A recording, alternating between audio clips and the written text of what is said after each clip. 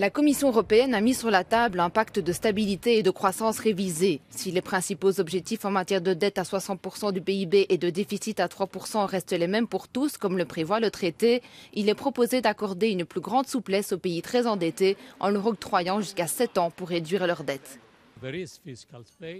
Il y a une marge de manœuvre budgétaire possible pour les États membres, y compris pour les États membres avec une dette élevée qui négocient un parcours plus long de réduction progressive de leurs dettes.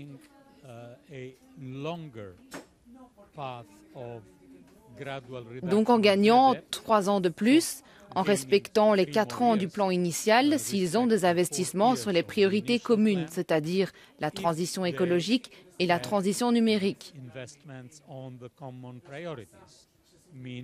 Je pense qu'il y aura une discussion entre les États membres sur la défense et sur la possibilité d'ajouter ces investissements.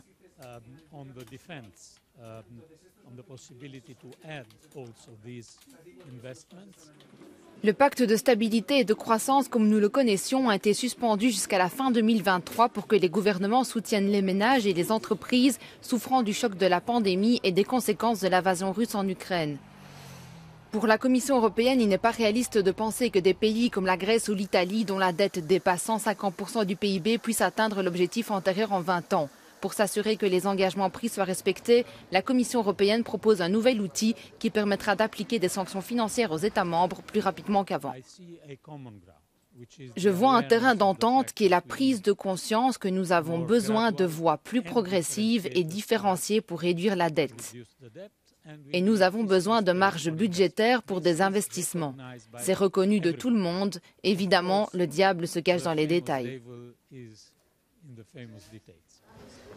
Cette proposition va à présent faire l'objet d'une première discussion entre les ministres des Finances en décembre, mais celle-ci ne sera pas facile.